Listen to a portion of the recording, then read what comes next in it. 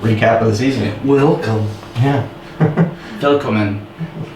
Plainsmen Outdoors. We're here. It is hot outside, and it's in the morning, so we're inside. Kyle burns and sweats a lot, but I don't want to sit out there. So I'm not far behind. yeah, I've got gingeritis, incurable. So this is our turkey season recap, and we're just going to kind of go through the different hunts that we had, and we might get a hold of Nate, get him on the phone, and if he's not busy getting involved, pushing cows and crap all the time. So, but Tyler's bow. Yep. Started off the season. It was first day. Was it first day of season? No. It wasn't first day of season because we were working. That's right. And we had debated on going out. Yeah. And we were like, no, we'll just wait because we were on nights. Mm-hmm. Go figure. Every year. We're on nights. We're on night shifts, yep. So we come off and we're like, I don't want to go. Yeah, I don't want to go. But we gotta do it. But yeah, we went out first day that morning. I was working. Yep, he wasn't available. We went out that night before, roosted some birds best we could from across the field to the east, and got some footage of that. But then we went in there the next morning. Birds just didn't want to play ball and worked. I mean, they went south in a hurry too. Yeah. Like all of a sudden they were out of there. Well, and describe the property. Describe how it lays out, because I think that'll really show like why we kind of just gave up. Yeah, because it's basically just one long stretch of timber north to south along the creek. How wide would you say it is at its widest? Oh man, it's probably a quarter mile wide at its widest point, and at narrowest probably 200-300 yards. It's a big stretch of timber. It is a big stretch. And it's long. It's like probably a half section. Yeah, or a section long. It's half a section, because where the or a half mile line is, that's where the timber basically stops and turns into hedgerow going north. But so we were probably a couple hundred yards south of half, and that's what I have permission on, going to the south road, and they were like at the south road, if not across into the next section south within 15 minutes. I mean, they just gobble heading south. Well, and that where we're at is a planted field, and the timber is in the video. You can see that the field edge is way up ahead of us, and it's like it's really weird, because it's like the creek's down there, but the creek itself is like freaking like at that point where we were at, deep banks, and then there's a bank from there, a ridge, and it drops, the timber just drops down to that flat where the creek is, and if you can't, I mean, you just can't get to it. So, and there was a lot in there. We knew there'd be a lot of eyes looking, and we were with a bow, which makes it a little more difficult. And they just, if we're looking this way, they just pitched down and went down downstream to the property we can't go to. So we said, well, breakfast time. Yeah, and at that point, we headed to the Mickey D's and drive to the Waffle House. Yeah, we would go to the Waffle House if there was one here. But we drive right by the other property that I have permission on. So I was like, well, let's take the bottom road and drive by, because I've been seeing turkeys in the field, and I wasn't really wanting to get on those birds, because I mean, I knew I had 2 mature birds, some jakes running around and some hens and everything. So I was like, I have more birds on this other property, so I really wanted to key in on that one, just because of numbers wise and everything. But they were out there feeding along, strutting and everything. I was like, nah. So we went to the Mickey D's, got breakfast, came back by, and they were still there. 45 minutes. Yeah, we took our time. Same place. Yep. And we were like, well, let's do it. So drove up top and came down in from the top side, and got down to the bottom where it flattens out, and then there's a little lip that goes down into the field, and we were looking, couldn't see, got up high, got eyes on him, so we just got in behind a log and started calling, and we saw a hen come down the field and then go back. And I didn't know if she saw us. She kind of acted. She didn't putt. She didn't take No. off. She just Yeah. kind of turned around and went back up the timberline towards the other group, the rest of the group Yeah. that we had not seen at this point. And then from that point, you know, I think the Jakes came up on Jakes top came up first, and yeah, then the hens, and then you hear in the Two. video if you watched it. the two longbeards come Yeah, in. longbeards. And this is the only time this year we used Gerald. So Yep. Gerald is the He was the man on that one. So he, yeah, at one point we were behind this. It was a big cottonwood log. Yep. So that blocked a lot of our silhouette, and we're just kind of like literally Elmer Fudding this Oh, thing. I had set my bow He down. put his bow down, and I'm running the camera, and I have the decoy just in case. I took the camera off the tripod, so that's why it's shaky. And I'm like, I don't think we got it on camera, but he says, Move that thing over move here." over so I can pick up my bow. And I was like, so I had to do this, film, do this, and then he goes, I got it. I said, okay. So I had to come back like Slide this. back in the- And then when he's getting ready to draw, I kind of went back again, and I'm filming, and then he says, okay, move it. And I said, okay. And so it was like a sliding door act or something. And behind door number 1, Alex. And it was a Stanger, or no, Schwacker, I'm sorry. Stanger is CCI 22 rounds. Oh, Sorry. Actually, I switched. Oh. I have the No Schwackers. Nope. I switched last year or 2 years. I absolutely love Schwackers. I've had really, really good luck with them. I just wanted to see what the hype was about with the Rage. Oh, They've Rage, done fine. Rage, yeah. The hypodermic no collars, which everything I've shot with those has died also. So Well, there you I go. mean, I mean, if it works, it works. That's But yeah, up on the knees, trying to get over the log, make sure I don't put one right in the log. Well, this was redemption. Yes, because last year, if you watched our 2020 video, 21, yep, 2021, not once, twice. Same spot. It was like perfect morning. That's just the way it goes sometimes. And Yep. so they were cruising for a bruising, and you were perfect. Yeah. You Out were- for blood. Yeah, out for blood. That's right. And it This was, season was a season of redemption. Yeah. yeah. Yep. Because Which brings us Oh to yeah. Going to next was it, point. like 2 weeks later. Yeah, opening day shotgun. Opening day shotgun. Yeah. Yeah, you had. This We is had third season that third me and you have season. hunted, and Well, we weren't even gonna hunt opening season. that's opening right day. because And then I Family basically, obligations. I basically told your wife, my sister, I was like, we're going hunting, and my sister's boyfriend's coming with us because he wants to go, and which is now a fiance. They're getting married. Congrats. So we'll probably see more of Elliot. Mhm. But Elliot had never been hunting, so I was like, look, it's opening season. I need to kill a bird. And I mean, not trying to be self, but we need this. and it's opening day. I mean, come on, we have to go out. And Yeah. so we went out that morning. Elliot went with us. We decked him up in Strata, and yeah. And then basically, yeah. Plug. Yeah. Be a shameless plug. I'm just, trying to throw you out there. If you got any ideas, true timber. Yeah.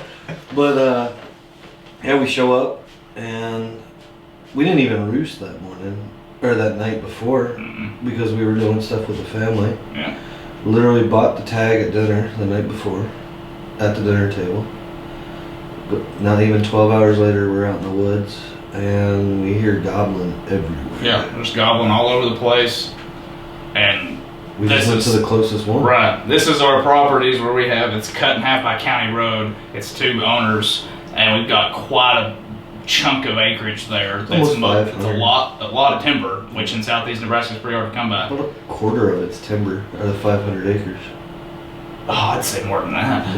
Maybe I'd say maybe a well, third. with counting the property on the right, About a third then. yeah, a third to at least a third of it is timbered. I would say, and I might be over exaggerating, but I think it's a lot. Right, It's a lot of because timber. yeah, 'cause he can't plant in the old quarry, so yeah. Yeah, and that's what it is. It's old quarries that used to be beside each other, and it's just one whole side is just grown up thick cedars, and it's really good for deer hunting. Which we don't deer hunt that.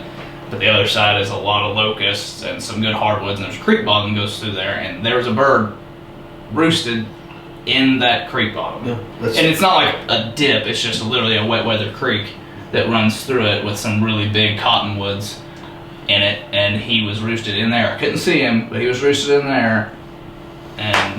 But yeah, it's funny though, because that was every year that we've hunted, like, there's been a bird in that creek.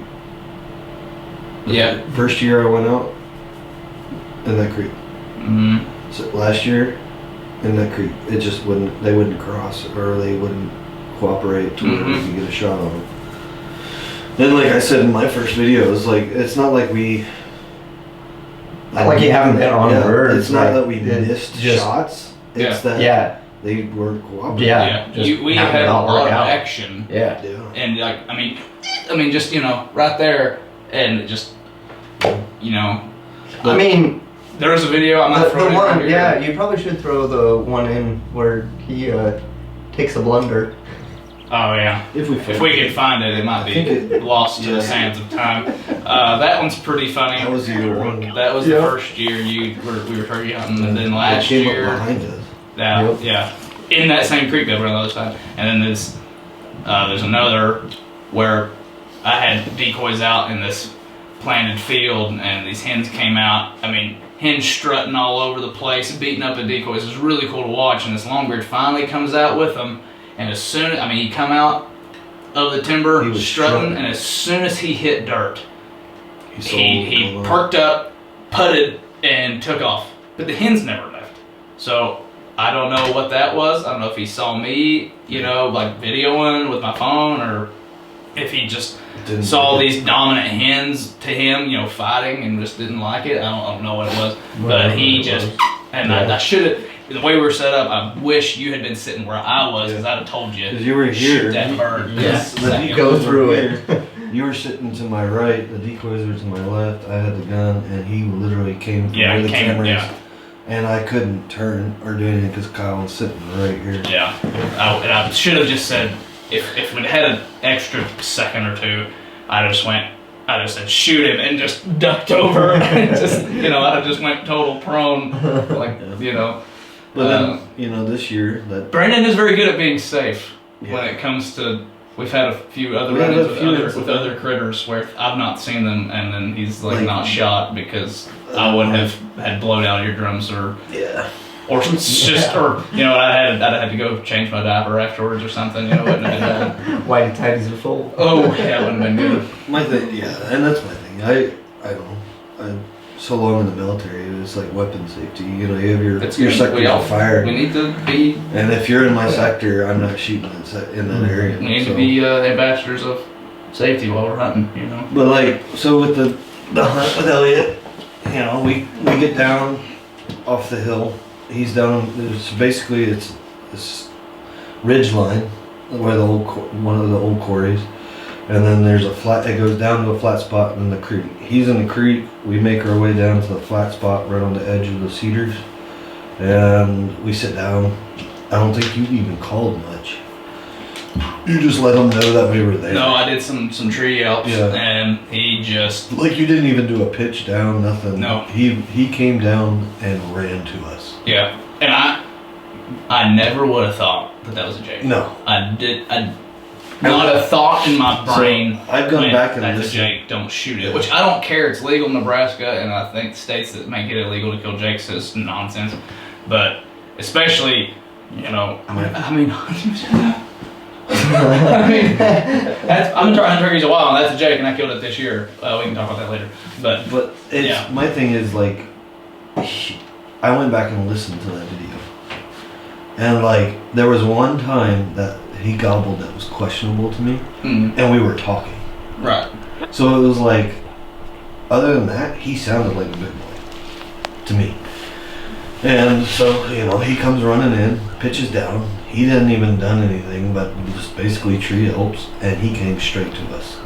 I tried to get him to gobble a few times when he was close to it, because I couldn't, from my point of view, we were probably 10 yards apart from each other, and I couldn't your view was different than mine. And I saw him for quite a long time, and you didn't see him. Because I had a locust tree. You can see in the camera footage right here on your shoulder. Yeah. You can see where you're like, and then all of a sudden you go, and you kind of like you can see you get on target of something. And you can't see the bird, but and then it's you. Yeah. And so I pulled the trigger on that, and that was interesting. After you that, go. I didn't even mean to get it on camera because I was watching the bird.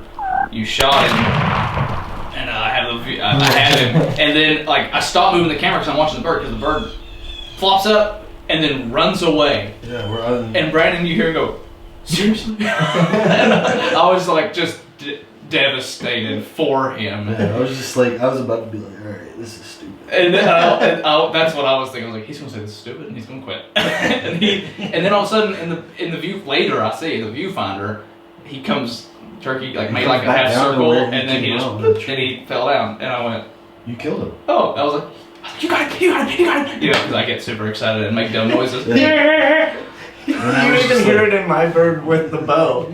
You got it. That's I get excited. Which there's nothing wrong. If you don't get excited about it, why are you doing it? Yeah. I mean, you gotta have a passion. So, It was just like, and I was like, yeah. Oh yeah. A little expletive there. Every time he kills a bird, you'll see him just. It's like a sigh of relief. It is. And then you have an immediate. Yeah. But to me, it's just like, taking the life of anything. It's just it's just relief that he went, cleanly. Yeah. And to me, like missing or wounding him is just like the worst thing in my mind. It like, does. It does not feel. And good. every time I pull the trigger, it's like I don't want to screw this up. Right. And it stresses me out. To the point where I almost don't want to pull the trigger. we obviously we're hunters and we trap and everything else, and we want to harvest these animals. Yeah. But at the same time, I think Chris Pratt described it pretty well in an interview. He was talking about how, I'm not going to go super deep into it, but he was talking about basically, he's like, it's this weird emotion of pride and, joy, and you're excited and your adrenaline's running, and then on the same time, it's like remorse at the same time. Yeah. And I really don't feel the remorse until I get there and put my hands on it. Yeah.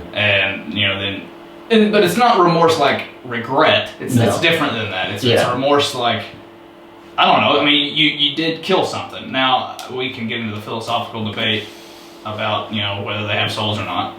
Spoiler alert, they don't. But, on the other hand, you're still killing something. Yep. Yeah. And which, if you lose that where you don't feel anything towards it, check yourself. That's bad. Kind of thing. You don't want to get to that point. So, you'll see in the 2 birds that we shot, I shot this year, it's just like that moment where y'all are all talking and I'm just sitting there staring and then that's what it is. It's like that, almost like being thankful at the same time. It's not a regret. Oh, absolutely. But it's like the opportunity to be able to take that and enjoy seeing that creature up close. Mm-hmm. Yeah. And it's just most people don't do that. Don't get to see that. Elliot never got to see a wild turkey. Yeah. Right. We asked him. We said, "Have you seen a wild turkey up close? You ever touched one?" He was like, "No, never." And and it was a crazy experience for him. And we hope they. We kind of made it look easy for him though, because we were like, this is not how it always happens. We were in the woods and out of the woods in 45 minutes. Yeah, we're at the breakfast table at 7:30, and that included a drive. And sunrise was at 6:38. Yeah, it was pretty awesome.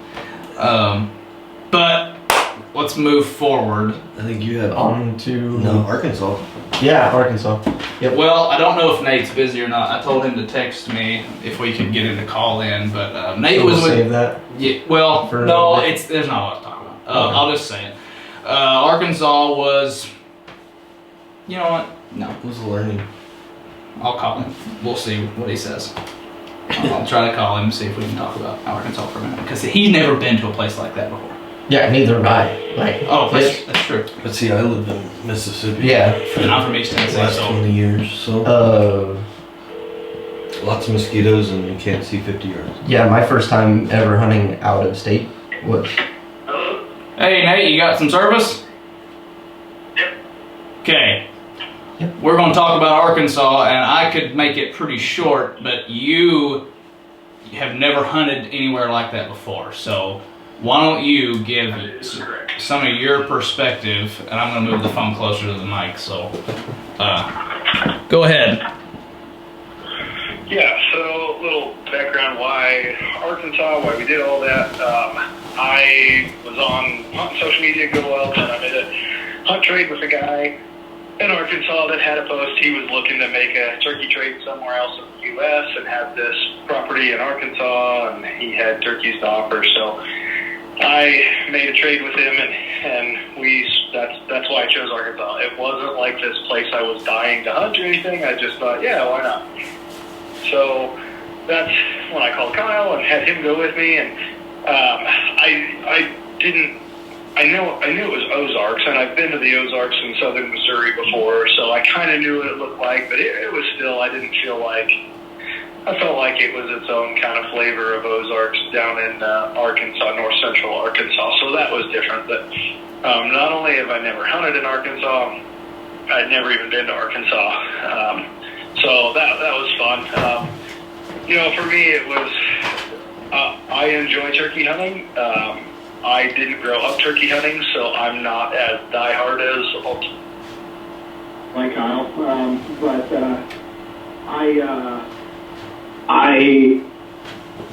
no, it was, for me, it was the whole experience. That's what I was looking forward to. I enjoy going to new places and new states I haven't been, so for me it was getting to see a place I'd never seen, get to see Arkansas, get to see the mountains, get to have a turkey hunt, and get to play around down there and see what their spring is like as opposed to our spring, which doesn't come on for a whole month after theirs. So it was fun. I got everything I hoped for. I got out of that trip. Obviously, coming home with a bird would have been awesome, but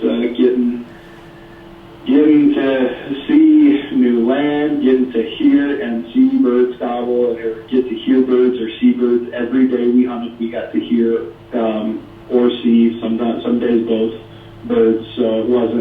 I didn't think it was boring. I was entertained the whole time.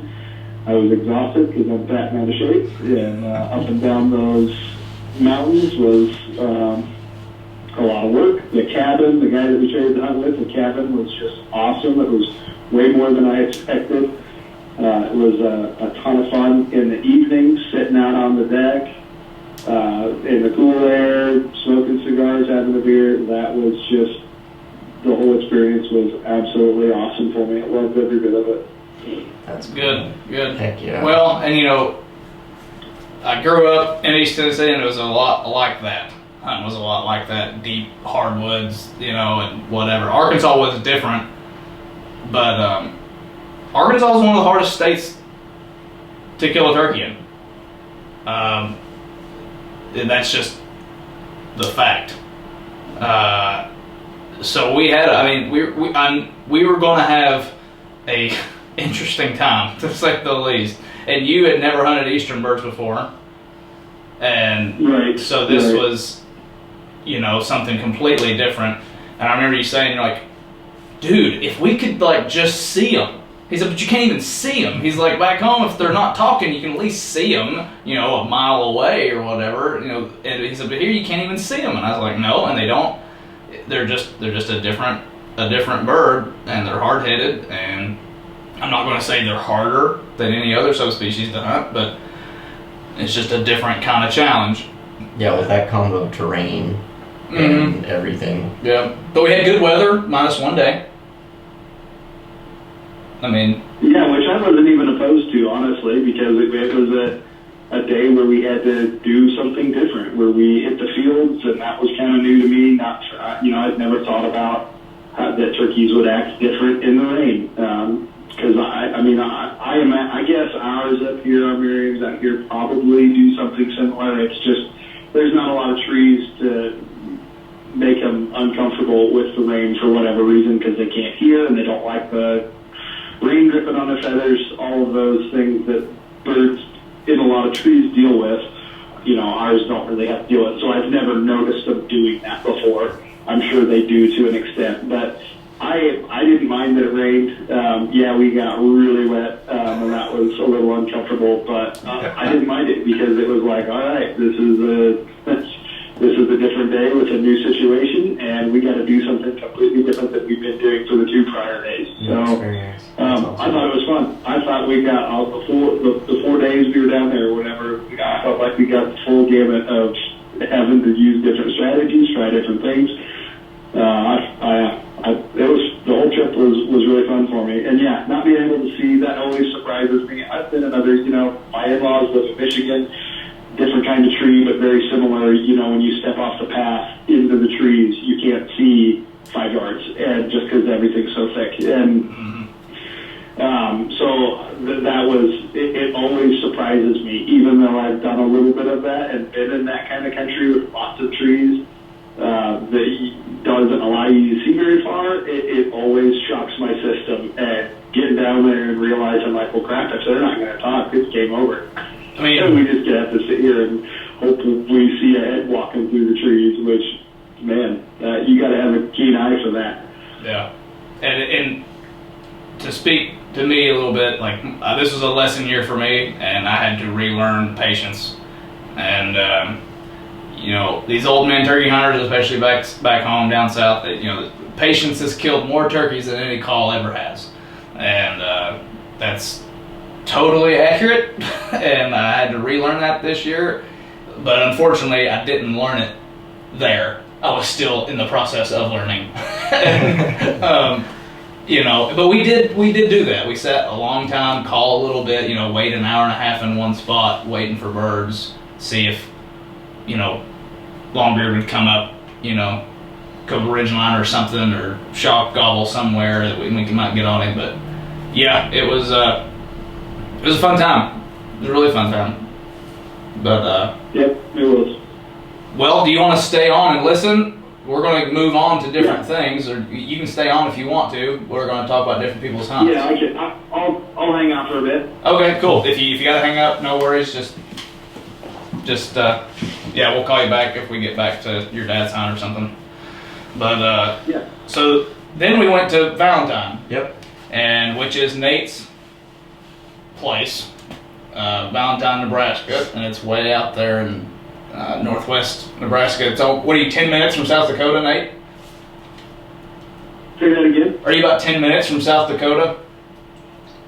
Yeah. Yep. Yeah. So it's up there, and they've got about 5 miles of Niobrara River, and I've hunted there before, but these guys have not, and that's all Nate has Well, we done. hunted.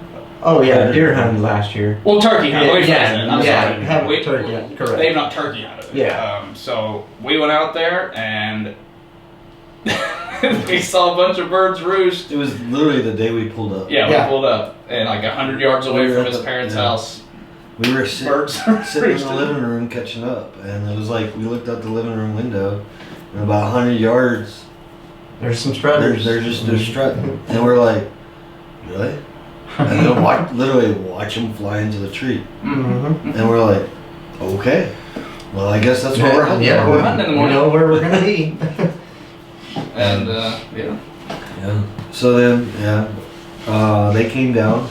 Or that next morning, we went out to the field, out by the house, and we walked. By the time we got there, the sun hadn't even really fully, like, it hadn't even first light, and Nope. like they're gobbling. I think there was 2 already on the ground when we got there. I was kind of confused with that. It wasn't very long after we got fully set up that we saw. Yeah. and they were way far away, deep. but they were on the ground. Yep. So in the video, if you see where he's sitting, where the camera is, where they were strutting up on that ridgeline was about 80 plus yards from the camera. So yeah, they came down, and for about 45 minutes, they just sat there and did their thing, and just like hawks coming in, and they were gobbling. Yeah, I mean, it was just fun to sit there and watch them. It was a real cold. That was the coldest morning we had the whole time we were there. It was like pretty in the terrible. 30s. Below freezing. Yeah, it was below 30s. And, Toes did not like it. No, and literally all of a sudden one hen just was like, hey, I'm coming this way. And literally. Yeah, you hear her. Yeah, she made a couple putt sounding things, And then like the she whole just- army was like, she was like, okay, I'm going this way. and they all just followed. said, okay, all right, I guess we're going this way now. Yeah, and there was 4 strutters in that group. I think we counted was a total of like 10 hens. Something like that, Maybe yeah, less at than least. that. And so they come closer, and then they all start moving up towards, like, it was a draw that came out, and they kind of were looping around, like going up. Well, 2 of the hens stayed, and 1 of the toms stayed down. And in the video, you hear Tyler go, "You can shoot that bird," and I'm like, and I ranged it, and it was like 60 yards, like from where they were, and I'm like, I don't know, I don't really feel comfortable with that. He was like, okay, and like he literally zooms out back into the birds just to watch them, and I look over at Kyle, and Kyle's like, yeah, if they don't shoot, I'm poking it, you know? And I'm really far And away. he, Yeah. he's probably Like good 80. 15, 20 yards to my right. And I'm like not going to shoot them. No, They didn't know that. I'm No, just. but I look over and I'm like, well, he must think, okay. But I usually have my gun up. Like if Yeah, there's right. a in front of me, I have my gun up. So you see in the that's usually what video, I'm you see doing. me pull up my rangefinder and I go, okay, that hen that's closest to me is 50 yards. And then he starts circling her and coming towards her and stuff, and I was like, 50 yards, that's a poke. So then I look over at Kyle and I give him the nod and I pull up the gun and I wait until he's, with me and not facing away or nothing, and I pull that trigger and he does a backflip. Oh Yeah, yeah, pummel just- him. Yeah. Fell, they sat there and, flopped a You little can hear bit. them hands. They're just Yeah, they stuck around, like they were like confused. they don't know what's going on. No. So they just start doing these locating yelps, real loud, long sequences. Oh, are you good? Yeah, are you good? Yeah, and They Tom over there was like, no, I'm not okay. I'm not okay. and they move out and we go up to it and it was just this beautiful. Well, you looked over at me, so I make a lot of dumb noises. So you can hear me just like, I'm just like dying because I think it was awesome. I saw the whole thing. Yeah. And so I'm already standing up, and you see Brandon, boom, you hear that thing rack, and then he goes like this. He goes like this to me, and I'm like, bro, they gone. Yeah. Like, we're here for a week. Yeah. Like, I don't care. This is like time to celebrate now. I don't care. We were trying to see if we could get a double because there were so many birds. Right. But I didn't care. I didn't care a bit in the world. But yeah, it was, and you killed a Whopper. I mean, like a toad. big bird. Nate, would you say that was one of the heaviest birds ever killed on your place? Yeah, I think so. Yep. 22 pounds, 11 Definitely for ounces. the season, but I would say probably, most all of the birds, not all of them get weighed, but I would say most of them sit right around that 17 pounds. So yeah, that was a toad. Yeah. Big bird. Easterns get pretty heavy, but Merriams generally don't weigh very much. But they look big because they have so much more plumage to survive mountain winters, Right. And so, to me, I'm like, oh yeah, man, good bird, freaking. pick it up. Like, Jet black. And I'm like, Yeah. oh, okay. Yeah. And I was expecting a 16, 17, 18 pound bird, and I was like, oh, okay, all right, sweet. And we waited, and I was like, dude, that is a toad Yeah. of a turkey. Just nice. It was a great hunt. Textbook. First morning, and it's always first morning with him. I don't know Yeah. why. I mean, that's my thing. Maybe it's his time. Well, yeah. We have you spent years. so much time, like, Yeah. now it's just like, okay, Yeah. I'll take the easy stuff. Exactly. You have years where you're just like, oh, this is not good. And you have years that are worse. Well, sorry about that, folks. We had some technical difficulties. The camera actually, the SD card filled up. Yeah. And it said it stopped recording. So that's it's a 256 gig card, and we just had so much stuff on it we've not taken off. So I went and took some stuff off. Now recording. Tyler had to leave. He actually has a wedding in Kearney, Nebraska, which is like 3 hours from here. So we started a little late. So whatever. We might call him too. Get him what we actually moved the little conference caller closer. It has a very short cord. But yeah, so we moved it closer. But anyway, we left off my bird, the Jake. So yeah, we got like all these, birds were working birds here and there, a bunch of places, and just couldn't connect. And I was getting frustrated. Back to the lesson that I've been needing to learn this year, relearn, is patience. And so finally, we saw these birds, came up, started walking up the hill. It was actually close to where we killed your first bird there. It was like, yeah, probably about a couple hundred yards. And came over this hill and looked down in this one ditch. And there was a Jake standing there on top of the hill staring at us, like 40 yards. And I was like, ah, crap. And then I heard scratching down there, another bird, so I was to kind of move up a little bit.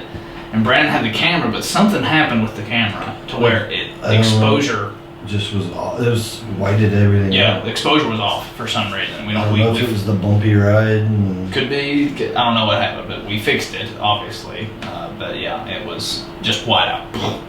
So, which whatever, wasn't the biggest deal in the world. But then we give up, and I'm moving, and I see a head, and I can tell it's a male turkey, and then I was like, I can't do it. And I saw a beard, and I determined it was a male. I was 100% sure it was a male, and bam, and I shot him.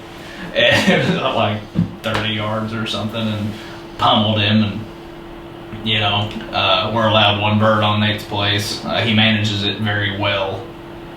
Really manages that place for turkeys. Yeah, it doesn't matter who you are, family, friends, one bird. One bird, that's it. So yeah, I got that was my bird, and I was like, okay. And so we didn't get on camera, but that's why if you go back, you can watch the Turkeys Anonymous, is what it's called. It was pretty funny little video talking about the hunt and stuff. So that was my bird. Not too much to say. Really pretty white fan, you know, against a white wall, kind of hard to tell, but yeah, it was.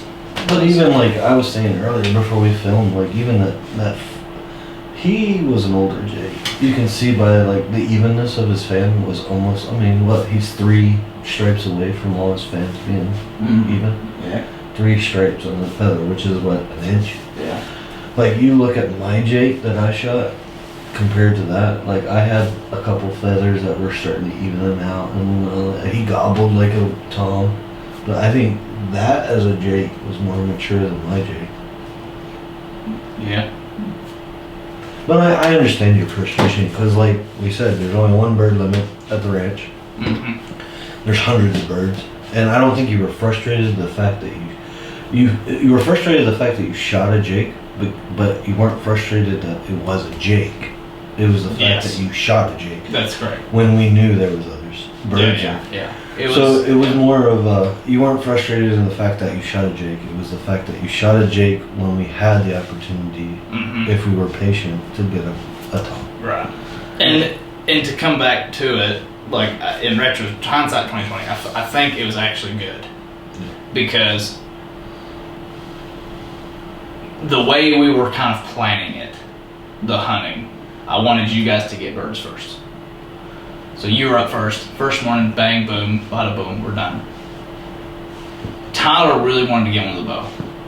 Yeah. So we set up a blind. Those turkeys never came back to that spot to roost. So, and that's where we put the blind. So until the last day. Until the last day, yes. So then we thought, well, okay, so then it was like me and Tyler going back and forth, and it just played out to where I shot a bird, and we were running and gunning hard trying to get, and so it made me feel, like I said, hindsight 20, I'm actually happy that my trek was over. Yeah. That way I could say, okay, I could stop being selfish and re-put the focus on Tyler trying to get a nice bird. And it was not the last day we were there, but the last morning that was the last day of nice weather, because the next day they got like 4 inches of rain or something, which they need desperately. But it was, which, you know, he didn't leave very long ago, so we'll wait. We'll come back to Tyler's hunt.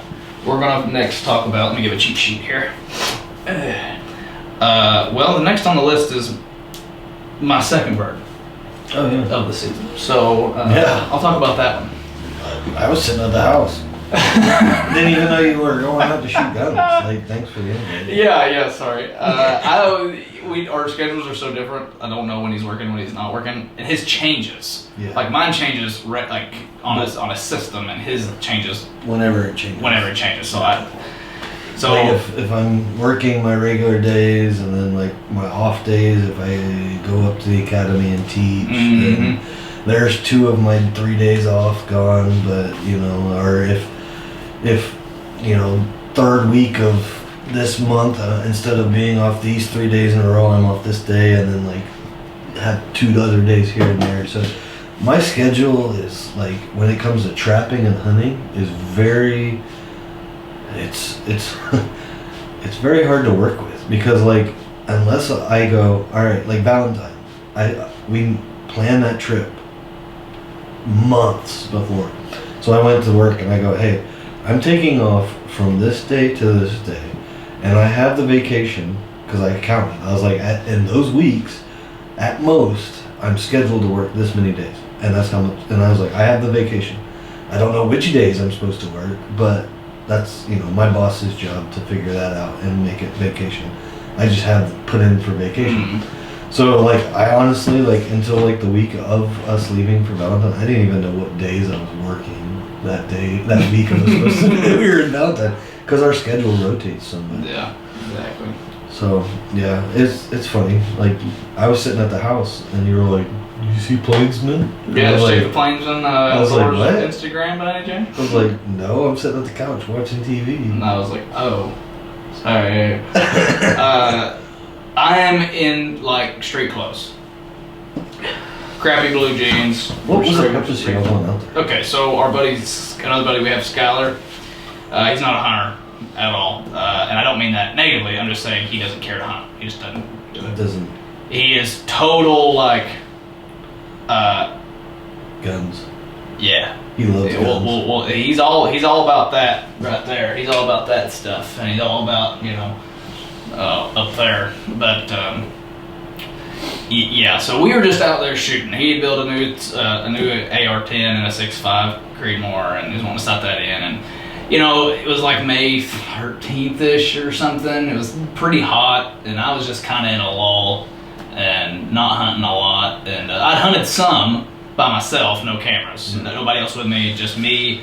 We came back from Valentine's, like, I need to hunt, just me, no cameras, just me. Because I remember us talking about that, and you were like, "Look," I was like, "We can hunt these days and stuff," and you were like, "I just need to hunt by myself," and I'm like, "Cool, go." And I don't usually do that. No, I'm usually and- not like that. And yeah, usually he's not like that. He's like, I need to go sit under a tree.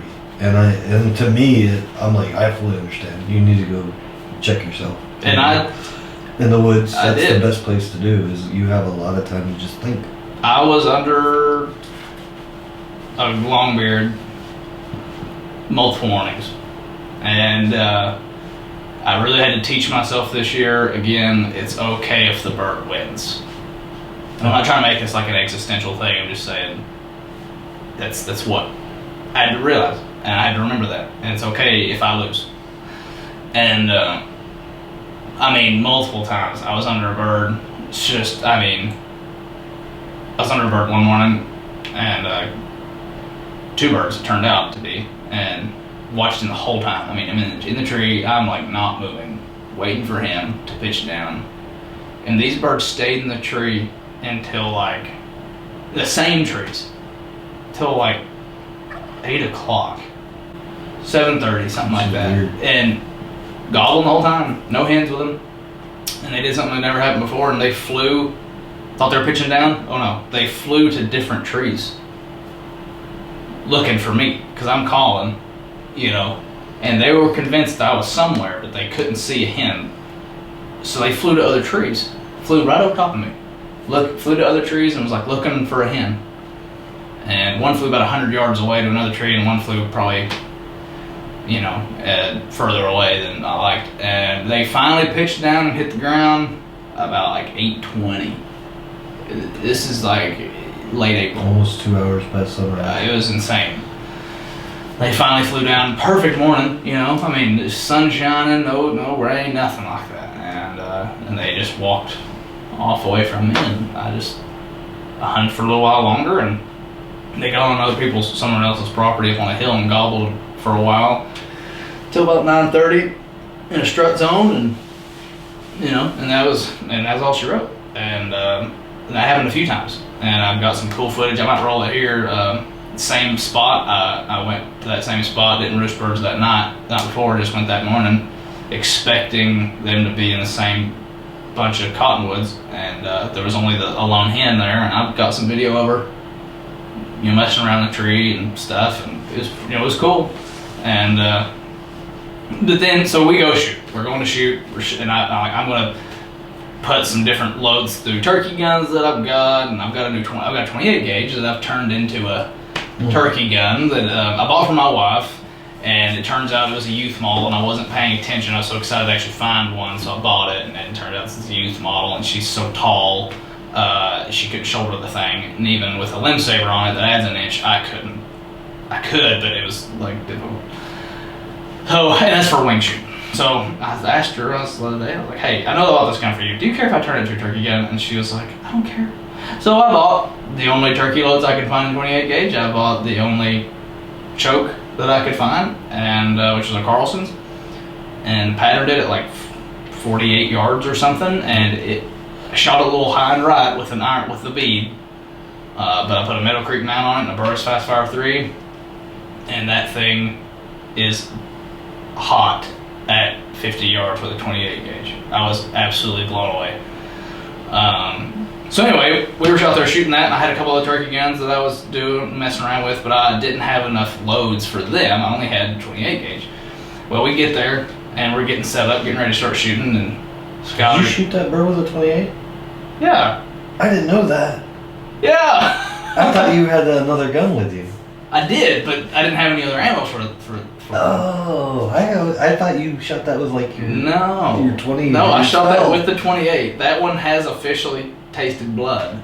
Oh, I didn't realize that. I thought it was that you were out there doing it, but you had another gun No, with you. this is the only one I had ammo left for. So we get there, I didn't realize that. and Skyler goes, I just heard a turkey gobble. I'm like, shut up. No, you didn't.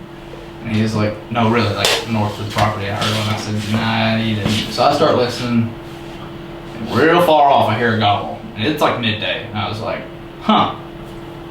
And so I was like, well, let's go. And we walked off for a ways and kind of listened to him, and I didn't have any calls or anything. I'm just kind of, with my mouth. And he's answering me every once in a while, and I said, all right, forget this. Let's just go shoot. And we shot for like an hour or longer, and we're packing stuff up. We both hear a gobble again, and I was like, that turkey wants to die. And I said, okay, dude. I said, we're going to go to the edge of this timber here. And it's an edge of timber, and then a CRP field, and then there's another stretch of timber that cuts the CRP in half. And but it's like an L-shaped, and a neighbor's property is L-shaped. They're kind of like this. Yeah. They kind of sit like that. So, I said, we're gonna go to this timber. If he answers me, we're gonna cross the CRP. We're gonna get at that other edge of timber there. And it's mid-May around here, so the grass in the timber is like this tall. And I'm in blue jeans and a shirt, and he's in close to the same thing. I think Skyler was wearing some like bright blue shirt. Yeah, he was wearing like a turquoise, whatever. I don't know color. It was like a bluish shirt and like tacked brown pants. Not meaning to go hunting. No, not at all. Like I said, do you want to go? And he's like, I don't care. And I just zeroed this thing. I just zeroed the red dot on this 28 gauge. We go out there, and I call. And he answers. I'm like, oh, let's go. So we went, and I was like, I said, I'm going to wait. I'm going to sit here. I'm only going to call when he gobbles. I'm only going to answer him. If he wants it, he's going to come to me. And it's probably, I don't remember what time it was. I have to look at my phone to look at pictures. But we sat for about an hour, and I'm only answering him when he calls. And I'm just using my mouth. And I used to be able to do it a lot more when I was younger, but the older I get, the harder it is to do. But smoked back today, a little raspy. Yeah, a little raspy. What was he raspy? So I'm just, I hear, and I'm just, I'm not getting crazy. I'm just doing some little yelps. Turned out there was two birds. I see them through the woods. There's in the property line. It's like not far from me. It's probably 30 yards from me. So I don't want to shoot my neighbor, I don't have permission, so I gotta wait till they cross. And they're way off in a field through the timber. I barely saw them 100 plus yards away. And then I lose them. There's a hill in front of us on a wet weather creek. And it goes down, and comes back up, and they gobble again, and they are close. I mean, you know, that deep timber booming gobbles that you hear, and they were right there. But they're down in the top of that hill. Next rise was probably 40 yards from me, and they were over that. And I was like, oh man, I don't know if they're gonna come through that thick stuff. And so I call a little bit and don't hear anything for a while. Like, okay, they've left, you know. And then later, probably 5 minutes goes by or so, and then there's a gobble from behind us. I'm sitting in front of a tree. Skylar's behind the tree, kind of like peering around, and there's a gobble from behind us. And I'm like, I look at Skylar and go, did you hear that? And he's like, yeah, it's back here. And so I kind of come out of it a little bit and look behind us. And he is at property line on the other side of that CRP field. On the property line, there's planted field. And he was in that planted field. One of them was strutting. And so I crawl through this tall grass in the timber, get close to the property line, trying to call him over. And I'm just scratching a little bit of yelping, and little bit of clucking I can do with my mouth. And he walks back, goes, and I had him at 15, but he was across the line, so I didn't shoot him. And he goes down back into the timber, and that little dip. I was like, okay, you know. So I'm moving back, and I don't care to make noise, leaf noise, because, you know, I want to sound like a hen moving through the wood. And he's looking for me, and so I'm scratching. You know, just doing just whatever I can do to sound like a hen. And he gobbled hard right below me. I couldn't see him, but he was right there. And then I see him, and as soon as his foot crossed over that line, I let him have it. And it was over 40. I didn't have a rangefinder or anything, but I walked it off, and it was over 40, and it pummeled him. The 28 goes the target's right here. Yeah, I loved it. It was so awesome. No camo, no at that time, fancy that colors. gun was not wrapped either. It was it was blued wood and wood stock. Yeah. And you know, I just put a red dot on it, and yeah, it was. Actually, that might be it right there. Well, it doesn't really matter, but yeah. We'll edit this out. Yeah. So this is it. Yeah, it says 28 Mossberg, 40 yards, Carlson 5.2 restriction with a Turkey Ninja 8.5 shot. Yeah. On 3 rounds. Now that it was with the bead. And it was high right. So it was high right. So you can imagine this there.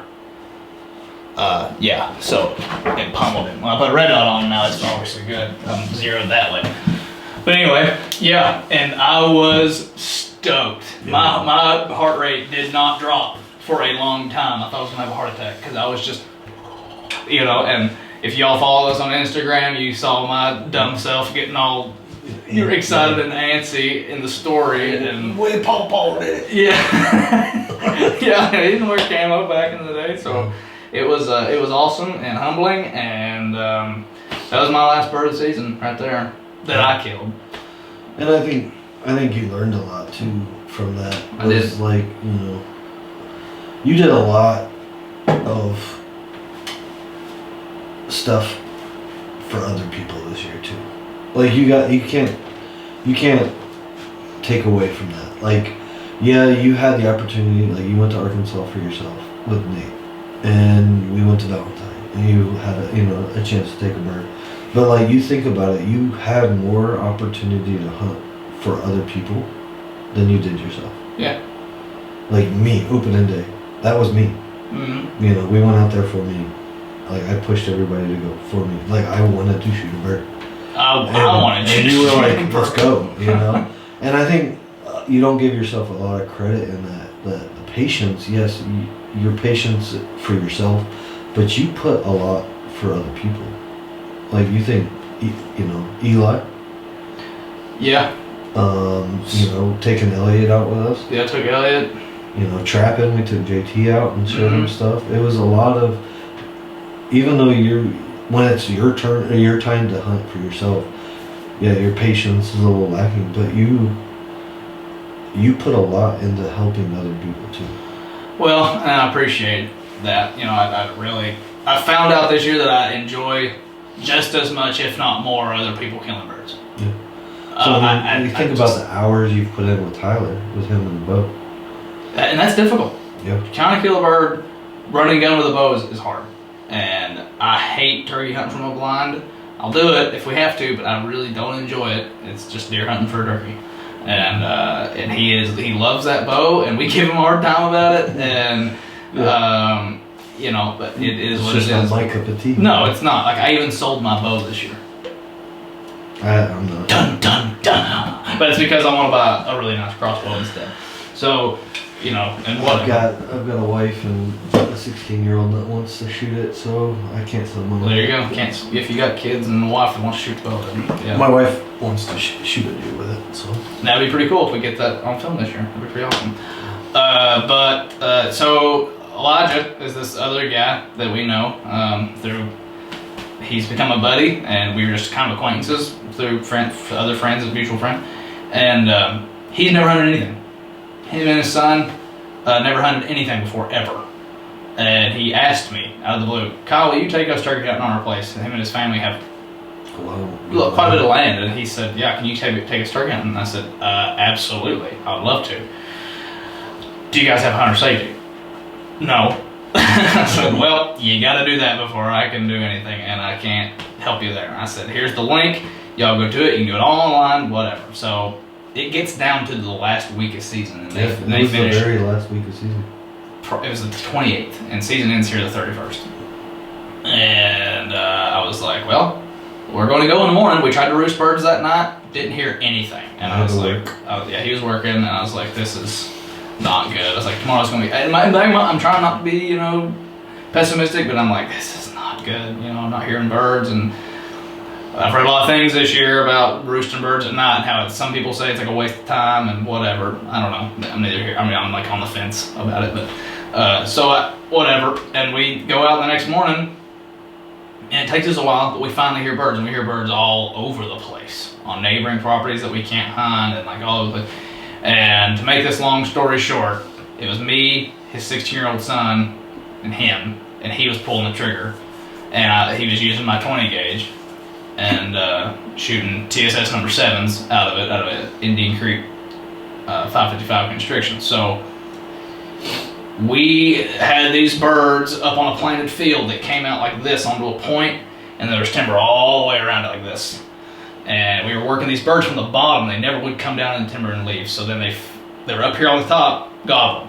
And I couldn't tell how many there were, but there was jakes and longbeards in there. Finally got eyes on them, could see them. We had to come through the timber. And like I said, this is late May, so everything is this tall in the woods. Nettles everywhere. Ticks. If you're not from Nebraska, I found out what nettles were when I moved here. It's like naturally growing fiberglass. It's the worst thing ever. So anyway, we start crawling. I've got a hen decoy. That's all I've got. And I've got a hen decoy, and we're kind of crawling through this stuff, trying to keep trees in between us, and I'm calling a little bit just to keep them there. And sometimes some people will think this is unethical or whatever. I don't care. It's completely illegal. Your limit's as dead as my limit. Hashtag Michael Waddell. So we get up close to the line, and they just kind of wander off into up the top there, and it's kind of terraced a little bit, and they kind of go over the top. I was like, dude, I'm sorry. And he's behind me. I was like, we worked hard, like crawled for like an hour trying to get to these birds, and I was like, I'm sorry, dude, we just can't. It's not working. And then he was like, oh, and then I thought for like 10 seconds, and I went, you know what? Forget this. I said, let's go. And he's like, what are we doing? I said, stay on me. Like, we're going tactical right now. So we took off running up this hill in a planted open field, running up this hill, and it's terraced, right? So I'm waiting. These turkeys are going to be they're over the top, but they're going to be up there at some point. And I said, all right, it's going to be more like a fall-style turkey hunt, but we're going to get up there and do it, because I really wanted this guy to get his first bird. And we are running, and we're running. I'm looking, trying to keep my eyes on the horizon to see ahead. And we come over the top, and I was like, okay, all right. And he was beside me, and I was like, okay. And I went, right there. And they were right over there. And they just stood, you know, didn't know what was going on, and they kind of went post, started looking around, and I went, shoot him! It was like Jurassic Park, shoot her! You know? And he's like not shot this gun ever. I told him how everything worked, and we had like a safety brief and how everything works and all that stuff. And he put up and freehanding after running and everything, and boom, shot him, killed him, graveyard dead. And then I didn't really know how far it was, and the other birds flew off. You know, I think he killed one of the biggest longbeards in the group, and I'm going nuts. No camera, you know. I just wanted to get this guy a bird, no camera. So we're like walking, and I'm freaking out, and I'm going nuts, and I'm congratulating him. And we go to this bird, and it's a big old. I mean, he killed a monster. Yeah. Nice hooks. I think you got some pictures. I'll roll some pictures. Nice hooks, rope on him. I mean, it was a nice mature bird. This place is not turkey hunted, so yeah, it was probably a nice mature bird in the area. And I'm like, man, how far was that? And then I don't have a rangefinder with me. I never do. And I own one. I just never have it with me. So then I was like, I'm gonna walk it off. And I kind of forgot where we were standing. And I'm kind of estimating where our track footprints were in the dirt, and I finally think where I'm at. So I start walking it off, and I wasn't even to the bird yet, and I stopped counting at 62. And I was like, is that paces? Paces, yeah. Holy crap! And I was like, I mean, my natural step is not a yard. No. It's quite. I mean, I'm trying to make it a yard, you know. So I'm like trying to walk a full yard, and it's terraced a little bit. Like there's one or two terraces I had to go over, and I stopped counting at 62, and I wasn't to the bird yet. And I took 3 or 4 more steps, and I was at the bird, and I was like, dude, that bird was over 60 yards, and you pummeled it. And I couldn't believe it, because he seemed way closer. You know, it was just on the moment.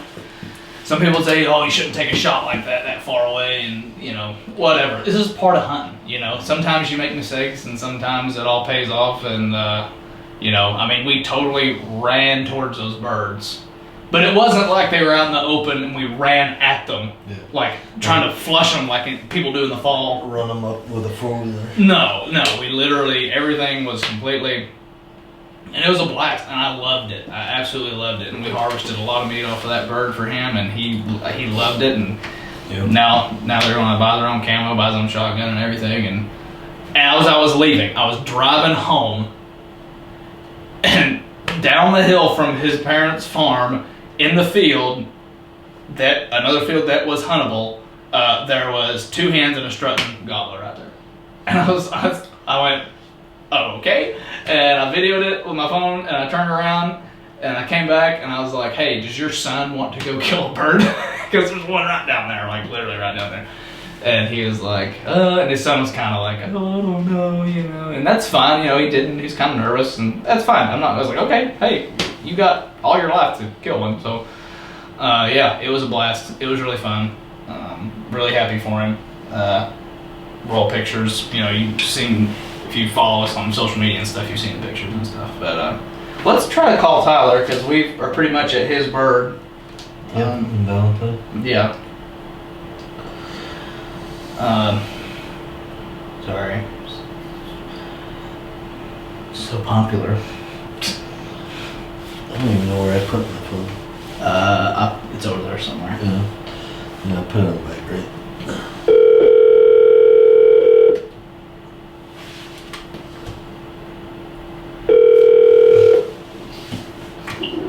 Hello. Tyler. Yeah. This is Regis Philbin with Who Wants to Be a Millionaire? All right. We have Brandon here, and he has decided to call a friend with his $75,000 question. Are you ready? I am ready. Okay, we're done. All right, we're going to talk about your bird in Valentine. Okay. So, we're hunting hard for days. It's the last day before 4 inches of rain hits us. Well, no, we got to talk about the day before, because that's when we went to roost. I spotted that lone bird, and then we got on those birds. That's what steamrolled the whole thing. Oh, yes, that is. Yes, that is. So, Tyler, walk us through from the day before. We see these 2 longbeards in the late afternoon, evening. walk us through from there. What happened from there to shooting him in the face?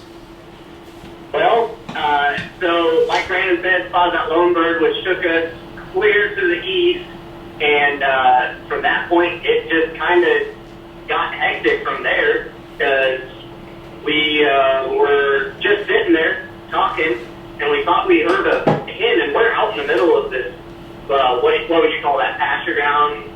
Yeah, just big blue stem on the edge of the ponderosas, like we're probably 100 yards from the ponderosa flats, you know. Yeah, and we're like, that's a turkey, just clucking and butting whatever, and like we kicked it into high gear and we went over the hill, and then we got to a fence line because we saw a couple birds and they gobbled. Well, then one sounded off right to the east of us and saw him, and he was heading up over the hill. He had spotted us, and what it seemed like. He wasn't super spooked, but we got on those two birds, and man, they started heading west towards the Gordon's Creek, and we had to hightail it to even get in front of them. Yeah. And we got in the side by side, and we hightailed it over there, and then we ran down to the trees, and Brandon laid back, trying to play Overwatch, and he said he saw him turn around and go back the other direction.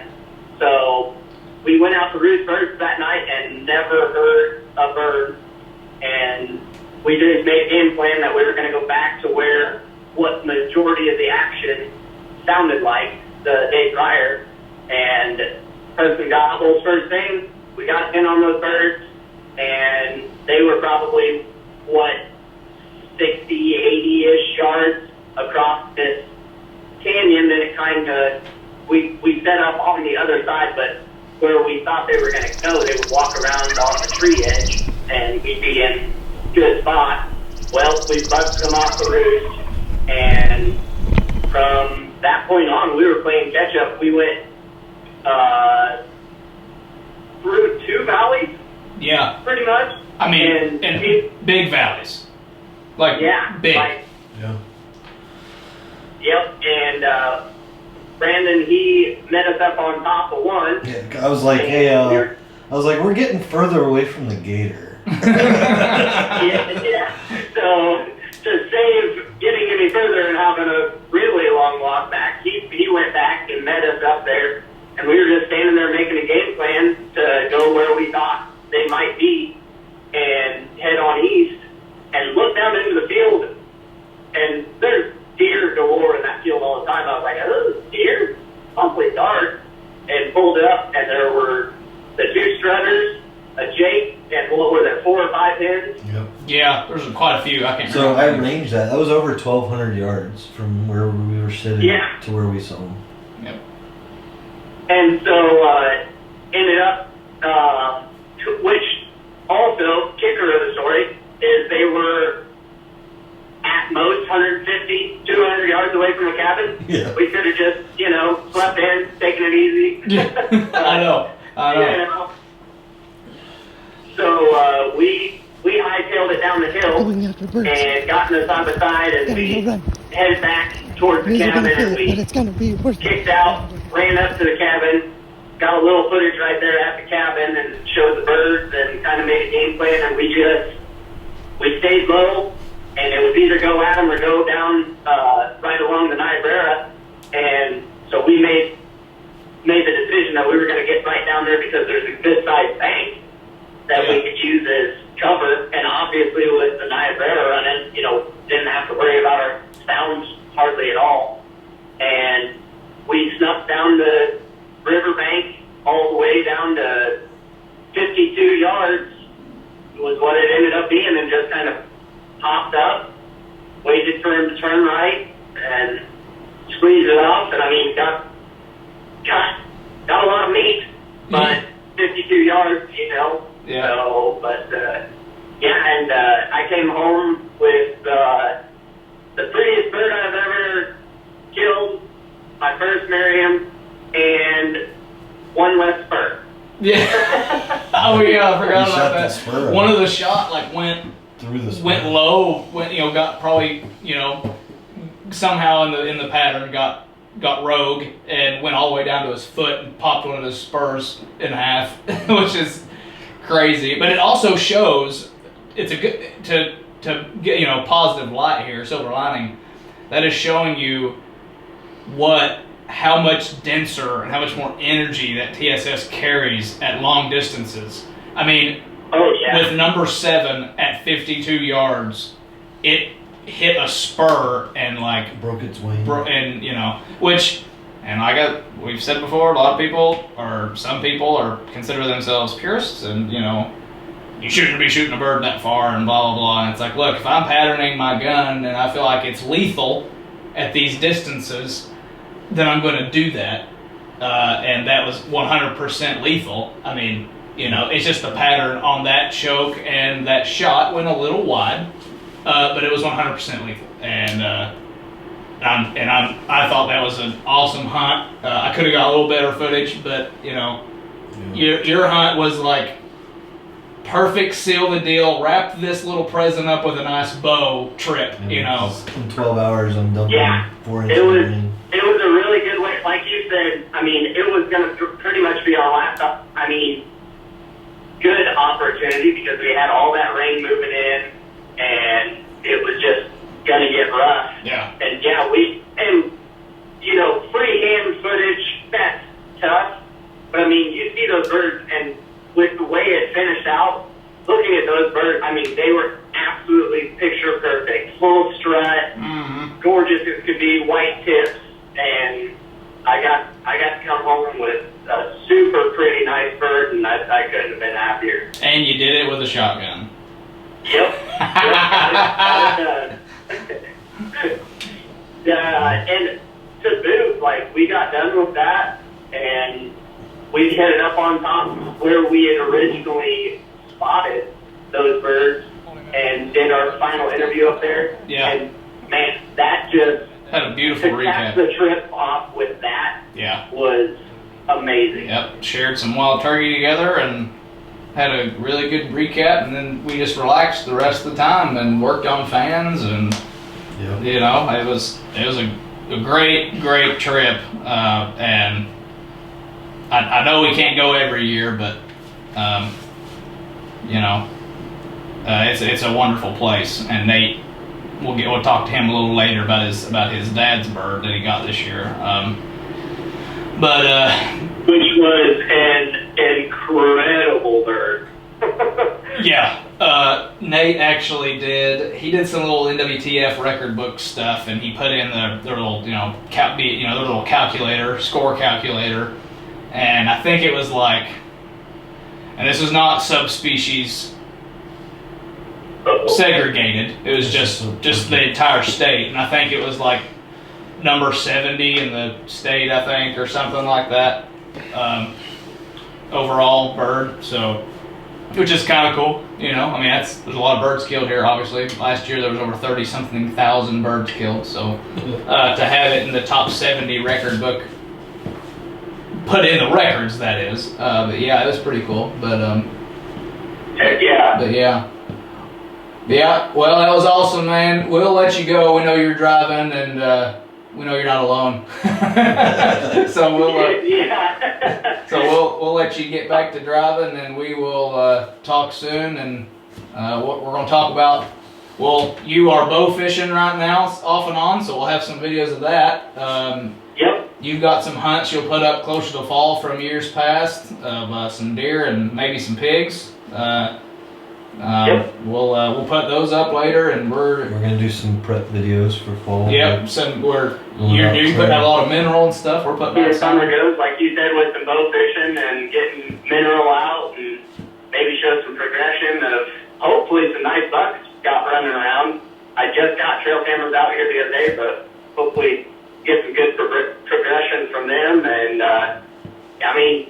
season's going to be here before we know it. That's true. It'll be, summer will be. You guys give me a call and give me a chance to talk about it, and we'll talk later. All right, man. See you later. Safe. All right, later. So yeah, his bird was it was another just beautiful white fan Miriam, Nebraska Miriam there. Yeah, so I guess we'll just call Nate. Let's just call Nate and talk to him about his dad's bird. See if we can reach old Nathaniel. It's not even his name. It's actually Nate. It's actually Nate. Hello. Yo! What's up? Let's try this again. So, Okay. unfortunately, let's start off with, you did not harvest a bird this year. Nope, I did not. I had a couple of opportunities. The bird that my dad actually killed, I got on probably 10 days before he got on that bird, and it might have been a couple weeks. But I got down, and I was working on the ranch. I was headed into the house for lunch. It was like 11 o'clock, and I saw him just right off the road out in the field by himself. So I'm in my jeans and boots and work clothes, and I flew back here to the house, grabbed Dad's shotgun, went back after him, and I had him on a string coming right for me. And when he hit about 70 yards from me, a hen showed up out of nowhere and just took him away from me. So that was my realest turkey hunt of the season. And then a couple weeks later, Dad killed him. Yep. Well, tell us about we have the footage. We're gonna roll it, hopefully. So tell us what happened. So who was all there, and basically what happened. So last week of turkey season, we've got a friend that comes up from Missouri, and he's a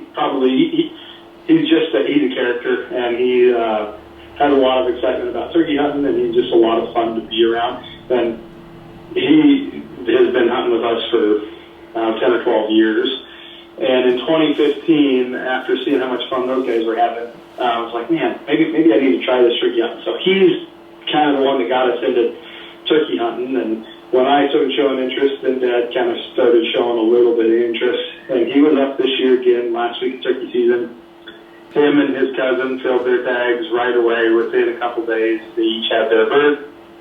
And on the next day, after everybody was done hunting, I was coming out to the ranch, and I driving. It was like 8 o'clock in the morning, and the bird was right off the gravel road again. And I told Devin, I was like, that bird's down there again, just sitting down there. He said, well, we gotta go after him. We gotta load up and go after him. So we didn't get around to it until probably, I think it was 4 o'clock when we went out. But he was like, you and your dad, get your shotguns. We gotta go kill him. So it was me and Dad and our friend Devin from Missouri, and we went down and got set up where we knew that he would be that evening. We couldn't see him when we got sat down. There were no birds, but we knew they would be there in the evening. We've been seeing this bird most mornings and most evenings in that spot. So we got sat down up by a tree, and Devin would call every little bit. But we sat there for probably an hour and a half before a hen come out, and then kind of crawled up the hill a little bit to get a better view of the field, and he was there too. But when we first got spotted him, he was probably 300 yards away. And Devin had a decoy. Devin is a taxidermist, so he made his own turkey decoy. It's a jake decoy and a 3/4 strut taxidermy decoy. And he thought it would be funny to stick a little cowboy hat on. He just got done watching that Western about Josie Wales, so he named his decoy Josie Wales, put this glued on this little cowboy hat on his decoy, and he had that stuck out on the field. And it took this Tom a little bit to see this decoy, but when he did, he cut 300 yards in just a few minutes, just marching for this decoy, ready to come in and kick the crap out of it. And Dad busted him. So I think the video footage I got of the last two, basically it's just Dad shooting him. The video was only 2.5 minutes long, because wasn't prepared to film or nothing. We were in a situation where I was like, oh man, I could get this on my phone real quick. So yeah, I think from beginning to end, we were there for 2 hours, and that bird just marched right into that decoy, and Dad busted him about 30 yards. But heck of a bird. One of the nicest, biggest birds ever to come off of the ranch. Yeah, I told him earlier that you put it on the NWTF record book just to see where it'd line up, and it's like 70th in the state or something like that. Yeah, yep, it did. It fell right around number 70. Yeah, it's pretty awesome. Yeah, it was. It was. Dad had a good time. Of course, Dad's not into turkey. I think this is the third turkey he's ever killed, and he's just not into it. And it was funny, his reaction. You know, you can see in the video. He's excited, but he's like, yeah, cool. Yeah, exactly. Yeah. He's just you and Devin are freaking out. Just going nuts over this bird. And Right. I was like, oh yeah, cool, that's fun. You and Devin are freaking out more than he is. But well, cool, man. That's awesome. We're gonna. I'm actually looking at the camera right now, and we took a lot of stuff off of the SD card, and I think it's gonna fill up again, which is insane. But we will get you back on the phone here, maybe, if we talk about the future stuff, what's to come. If you're interested, if you're busy eating lunch or whatever, we'll leave you alone. But I'm gonna mess with this thing again. Just technical difficulties are annoying. But yeah, we'll call you back. Sounds good. That's it. More technical difficulties. Didn't take enough off the first time, apparently. So we are going to call Nate back. We're going to talk about the next stuff.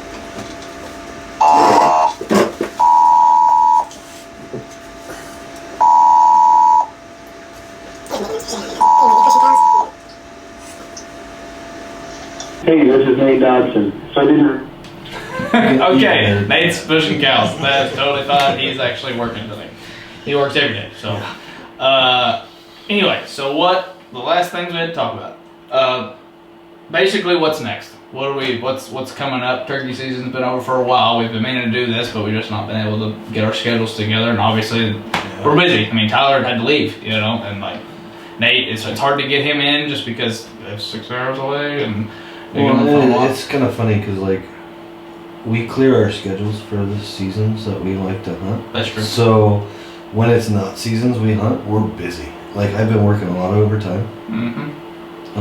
I've been working a lot too. You've been working a lot, and it's just, so it's like May 31st hit, and we're like, hey, turkey season's over. All right, and it's like maybe talk to you once or twice a week, if that. We live like 2 blocks from each other. 6 blocks away from each other. It's just like, because we're busy. Like we're making up for what we took off and the time that we took away from our families during the hunting seasons. So I think, in the summertime, now I think we're doing a lot more. Like what's next is like we went out, me and you went out, was it 2 days ago? Mm-hmm. And put out mineral. Yeah. Started to put out some cameras. Made a coyote stand just to see if we could get anything in. We've had a very hot spell here in Nebraska. I think Monday it was over 100 degrees with like 80% humidity. Like the reason I moved away from the south was to get away from that, and it's here. And I'm like, what the crap? My wife's loving it. Well, it's been storming. Yes. Bad, like major hailstorms. Tornado went south of town. So it was like 2 weeks ago we had like dime-sized hail in town here. We had a tornado south of town. Last week they had a tornado hit a town 45 miles west of us. Did a lot of damage. Seen some pictures of like softball-sized hail. They had a pile of this hail and they threw a softball in it, and some of the balls were bigger than the softball. I was like, is that a softball? And I was like, holy crap. Yeah, it's bad. And then that bad storm, that first one that came through, one of our major landowners that allows us to hunt and stuff on his property, I went out the morning after the storm. So I think it stormed Sunday night, and then Monday morning I went out and I checked on them, and it was like busted windows and screens gone and skylights busted out. I showed up at 9 o'clock in the morning, and there was like a drift of hail that still hadn't melted out of his front yard. Like, we drove by there the other day, and it's like his crops, they're replanting it because it was like a total loss. Yeah, the feds already put it as a total loss. Yeah. So the government came in, claimed it as a total loss. We've kind of not been out there. I wanted to walk it on Monday, but I was like, if a hen's trying to find its nest, I don't want to bother or anything. Like, I hope that it didn't devastate nests. Or poults. Or poults. For that matter. If the hail's big enough and they can't get cover or whatever, it could kill poults. Because we've seen some poults in the area, but they're mostly still in nests right now. I've seen a few hens in fields with no poults. So I'm hoping that's a sign of. Yeah. I mean, that's not a bad sign. I'd rather them not have been bred or something than. And then these are not in our places. These are just driving around, just seeing them in fields and places. On social media, you see some pictures of out west. There's poults. Kansas, they're having poults. Missouri's having poults. Nate had his first. He saw his first ones June. Yeah. 1st or 2nd. 1st of June. Nate up northwest is got poults. So hopefully we start seeing poults. And that's why I'm wanting cameras out. I wanted to get some cameras out in these places just to catch. Just to scout, so Tyler does a lot of deer hunting. He's the biggest deer hunter out of all of us. Maybe besides Nate. Him and Nate are probably the biggest deer hunters, but Nate does not bow hunt very much at all. And Tyler is a, sweat and blood bow hunter. That's his jam. So he does a lot of mineral stuff. He does a lot of scouting, a lot of trail camera stuff. So we'll try to put some of that up throughout this summer. He does bow fishing. Encourage him to put a lot of that aspect of the channel. I think because we do it, but not like at the level that he does, and he does bow fishing. Yeah, which I don't. I would love to do. I actually looked at a rig. He can help you find a rig. Yeah, I was at Shields, and I was like, that would be fun. I don't like it because look at me. Yeah, I don't enjoy fishing. I love eating fish. It's funny. I don't like fishing in the summertime. Like we go out and Kyle's covered in ticks and sweating and sunburning. And, like the other day, we're literally pulling ticks off of Kyle. I didn't have one tick on me. I didn't spray myself. I only sprayed myself a little bit, like not even a lot. I had a little bit of DEET left over in this can that happened to be in the truck because I wasn't paying attention. I had no spray on me. Nothing. I don't get ticks hardly. I get tan the more I hang out outside. I do not. He's like the complete opposite. I get redder. It's terrible. So it's funny. But summertime is my least. It's growing season, but I don't like it. So we got Tyler's gonna put up some videos from the past year, from the past. His we're gonna name drop here. His red light buck is one of the big bucks he was chasing for a couple of years, and he's gonna put up that video at some point, so look forward to that. He's got a hog hunting video, not a ton of footage, but he might put that up. I'm pretty sure all of our turkey stuff is up and up on the channel now. Nate, he might try to do some things this year, but we're gonna try to get some of the women on the channel, get them. His wife Melissa really wants to kill her first deer, so we're going to try to capture that on footage. That'd be pretty awesome. I'll try to put her on one. I'm going to Nate's ranch to deer hunt rifle season. So I think we're going. You're going in October. Well, I might be there in October. So we might just have a. Me, you, Nate, and Melissa. Well, because I've put in, I've got an antelope draw and bull elk, which I won't draw the elk. That just won't happen. But the antelope is a low possibility, but still a possibility. So I might draw my buck pronghorn firearm, which is in October, middle of October, and it falls in one of my 6 days off. So I won't have to take any time off. If you go that time, that'd be pretty cool. We all be out there. Nate might draw his pronghorn this year, and if I'm off at the same time, I might go out there and run camera on him. Trapping, we're going to trap later in the season, you know, and that kicks on, well, which that's a whole nother discussion on what should be happening. I think in the summer you're going to see some just random videos get put up of us out doing stuff and scouting and mineraling and keep on the social media, yeah, Instagram, and I need to make a Facebook account for it. But you know, shorts, you know, some little short videos and stuff like that. But check the stories and the reels and follow us on that stuff.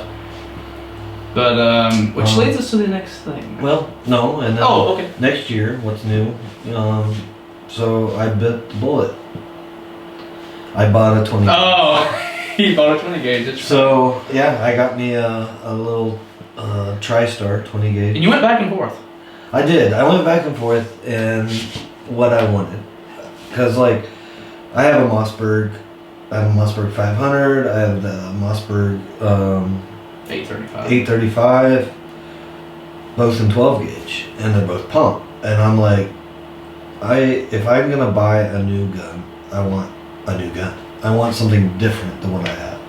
So I was going back and forth between something similar to his Stevens 301, like a single shot, crack open, you know, light gun, you know, run and gun kind of gun that you can go everywhere with, or a semi-auto, or you know. And you thought about buying like the same gun I have, and you were like, "This is dumb. I'll just use yours." And I was like, "Yeah, don't buy mine." Like I was like on the fence. I was gonna buy a Stevens 301, and I'm like, but it would be kind of weird to buy one, especially in the same gauge. In the same gauge, like just pretty much use the same choke and all. I mean, it would have been the exact gun that Kyle has. And I go, if I ever want to use it, I just have to ask Kyle, and I could use it. Yeah.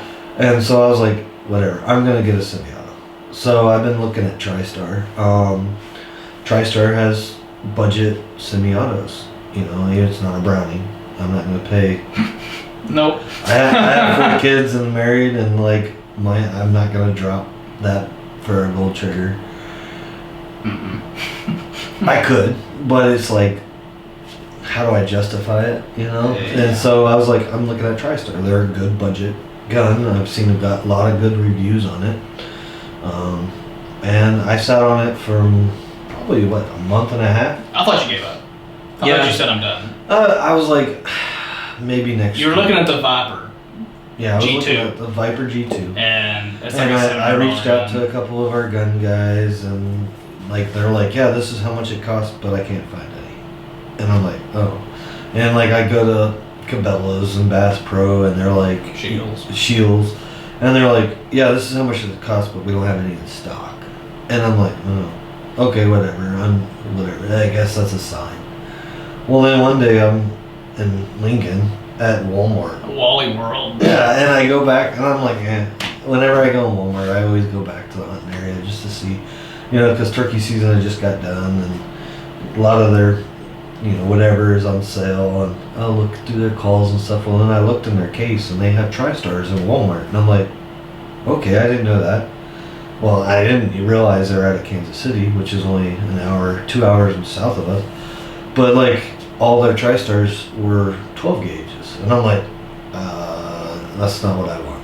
So I was like, whatever, and I left. Well, like a week later, literally the Walmart right up the road from us, like 20 miles, I walked up and I saw it.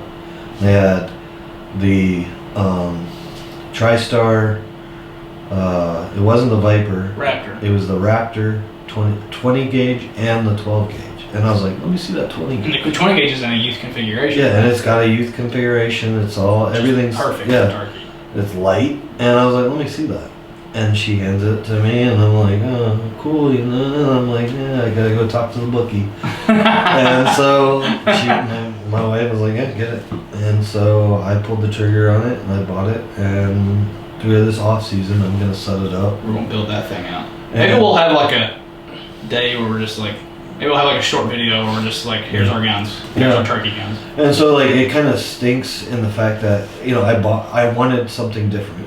But it kind of stinks in the fact that like the TriStar takes the Benelli Beretta, or you know, chokes. Benelli mobile chokes. Yeah, so like he doesn't have anything that has that. Tyler doesn't have anything that has that. Nobody has any. So anything that I buy for it is unique to that gun, and it's like, do I want to spend $60 on this choke? And then it may not work as well as that one, and then yeah. Patterning a shotgun for turkeys can get as expensive as you want it to. So I could buy chokes and then turn around and sell them for $20 less on Facebook Market, and somebody will probably buy it. But it's like it takes time, and I think buying it at the end of spring season this year gives me that time to build it till next year. Right.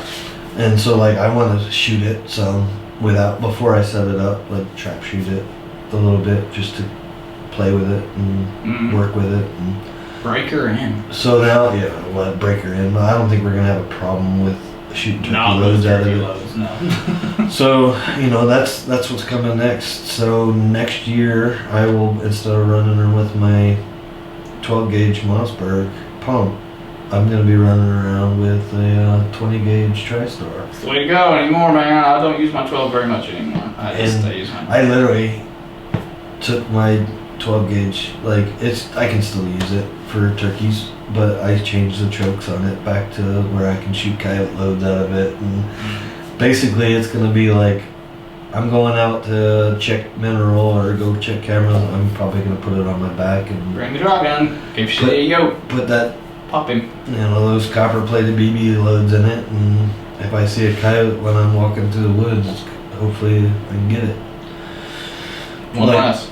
But then in 10 minutes I can still have it set up like I had it when I shot the bird in Valentine, so it's not a big deal. And like mine's a 500, but I've got 2 barrels for it. One's a short one, and I've got a longer one, and on the longer one I have a coyote choke on it, and I shoot, a 4-buck or BB heavy magnums out of it or whatever, but yeah, I'm not happy with it, but it works, I guess. But yeah, and trapping will be here sooner than we know it, and deer season will be here quicker than we know it, and squirrel hunting.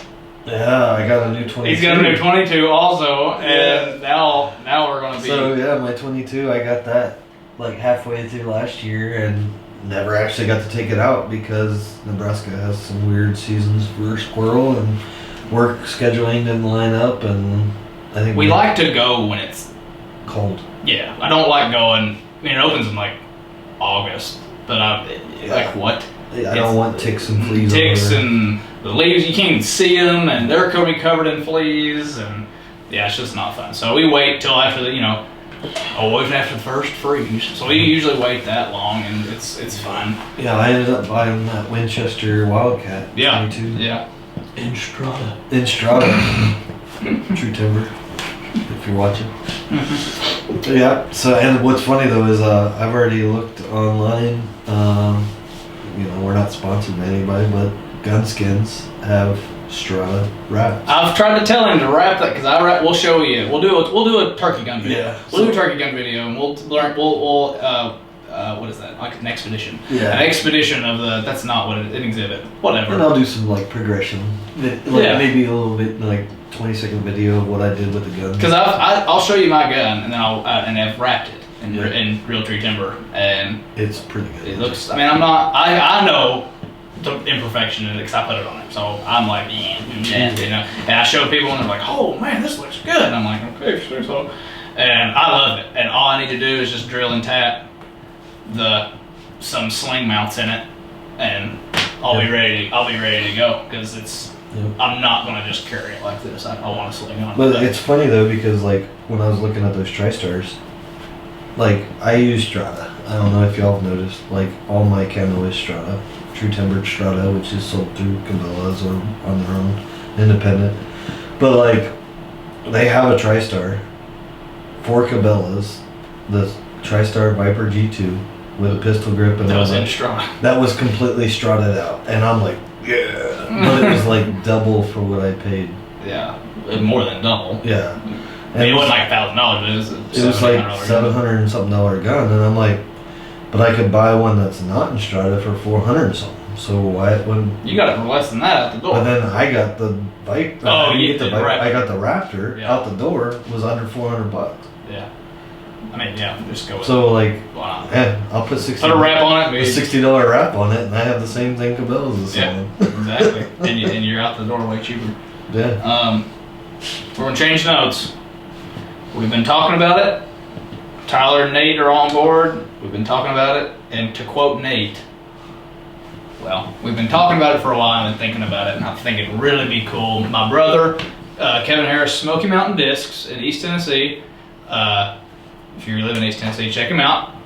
He has a traveling disc golf shop, and he has his own podcast called Taking Eights, and it's a disc golf podcast. If y'all like disc golf, follow that stuff. Go ahead and check him out. Instagram, Facebook, social media, all that good stuff. We'll put a link in the description of the video for him. Yeah, we'll put a link to his podcast and all that good stuff. Anyway, I've already spoiled it. We are eventually, as soon as we can, we're going to start a podcast.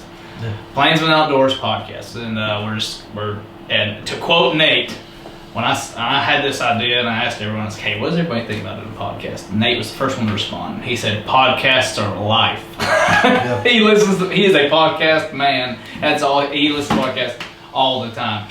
So we're going to start our own podcast, and we just got to, it's going to be a while. I don't know exactly when, but we just got to invest the money into getting the equipment. Is really it. But we will, I'm looking forward to that, because these videos, and this is a long video. It's going to be over an hour. But it's really just us talking. Yeah. But you can have these long, I would love for us to be able to somewhat regularly have these long form discussions about anything hunting, outdoors, whatever. Live topics. And I think it's really nice idea, because all four of us are very unique in our beliefs and very unique in our styles of hunting, and it brings a different aspect of conversation to the plate. Like, we may disagree with, me and Kyle may disagree, but at the end of the day we still hunt together, but we talk about it. Like, we'll sit on the porch and pull out some banquet and sit there and talk about it for an hour. And at the end of the day, we're still drinking banquet and talking. Well, it's because at the end of the day, we all want the same thing. Yeah, we all want the same thing. We want what's best for the wildlife, and we want the same conclusion, but we have different avenues of discussion. Yeah. And I think putting it in a podcast would be pretty cool. Yeah. And like me, I'm very a soft-spoken person, so like there's parts of, like, you've watched some of the videos where I'm talking and you barely hear me. And it's see, now he's going to have like a good road mic right here on my face, and he can whisper all he wants to, and it's going to pick up everything. He's going to be the best sounding voice on the cast. Yeah. So that's what's coming. We just got to bite the bullet and do it. Yeah, it's just going to be having to literally bite the bullet and figure out the logistics of it. Yeah, and I want it to be somewhat regular, because it's easier to get together. And like Nate lives 6 hours away, he can't do very many videos with us, but he can call in to a podcast. Whenever that's not hard for him to do. No. So he can be sitting up on a sandhill looking at his cattle and be on his phone talking. Yeah, and we can have these like good long form discussions and not eat up a ton of memory card data on a camera, and you can just listen to us talk about different things that you guys want to hear. And if you want, I'm going to say this now, if you want, obviously I don't have a date, we don't have a time set for when we're going to start doing it, but if you have any topics that you want us to discuss, go ahead and put them in the comment section below, and we will take note of those things. Even if you're another hunter and you want to talk, that's the thing, like, I'm open to people. We would love to have people call in to talk to us about what's going on. Just talk with us, as long as it's related to whatever we're talking about that day. Yeah, we're down. And I've talked with Kyle and Nate about it, and Tyler, and the idea of trying to get game and parks to have a sit down, and the logistics behind that. It's very complicated because they don't like to be cornered. They want to know what we're talking about and all that. So it'll be a limited amount. Yeah, it'll be like a setup interview. It'll be almost like interview style, where they already know what we're going to talk about, because I work for the state, so like if I am asked questions in the avenue that I work, those questions, it it has to be approved. they can reflect badly Yeah. on you. It has to be approved by the state. So like, or it has to be under the impression that it's my own personal opinion, and I'm not representing the state in any of what I say. But that's not the avenue I want. I want to actually go and say, hey, this is so and so, and he works for Game and Parks, and I want to like ask him, like, what's Game and Parks doing? What's this, that, this? You know, what can we do different as a hunter with our relationship with Game and Parks and stuff like that. So I don't want to be like, this is so and so. I want this is so and so who's representing Game and Parks. Right. And Game and Parks is Nebraska, so we live in Nebraska. We're going to talk about Nebraska a lot that way. I know we have some subscribers that are not from Nebraska, so we're going to try to not just talk about Nebraska wildlife here. We're going to try to talk And I think about the podcast too would open that up too, to where our viewers and other people from other parts of the country call in and talk about what's going on in Vermont, what's going on what's going on in Texas, in Mississippi or East Mississippi, or East Tennessee, you know, what's going on, you know, and like talk about it. Like what do you feel? Like Wednesday they had the big conference in Lexington about the new regulations for Game and Parks, Nebraska. We really wanted to go. We really wanted to go, but it wasn't like it would have been a waste of time. 3-hour drive to go sit on an upper balcony and listen to politics talk and not give the actual people who have opinions about it time and day. Yeah, exactly. Like, but that's what our podcast is going to be. It's going to be us discussing. Like right now, I really want to talk. I really want to talk turkey right now about what needs to be done regulation-wise, but this video is probably already over an hour and a half, so I know I shouldn't. Video. I know that'll be. Because I want to do. I want that on a podcast because we can, we can talk about it. And we can do a little bit of research too on, there's a lot of statistics. Well, you've already got a lot of research. Yeah. A lot of statistics are public knowledge. Like if our state government does any kind of studies or research, it's all public record.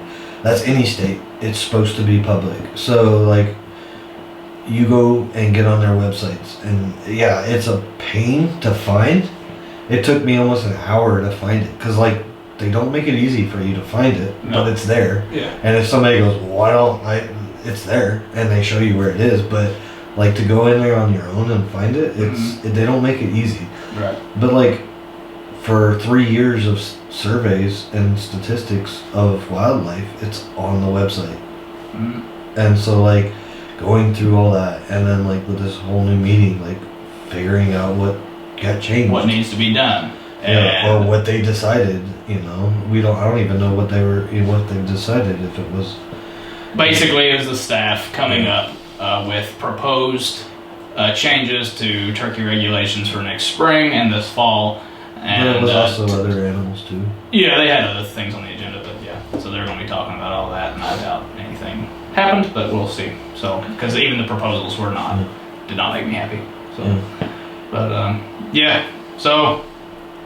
That's what we want to do on these podcasts, is be able to have these long-form discussions, and you guys you don't have to go onto YouTube and watch a video. You can just be driving to work. You got an hour-long commute, you can listen to a podcast, and that's kind of what podcasts have blown up in the last decade or more. Everyone and their brother has podcasts. Any social media that you use, like sound-wise, you just Google podcasts, and they come up. Mm-hmm. Like I use Spotify, and I didn't realize. Hey, what's up? Are you still filming? Yeah, we're almost done. We're almost done.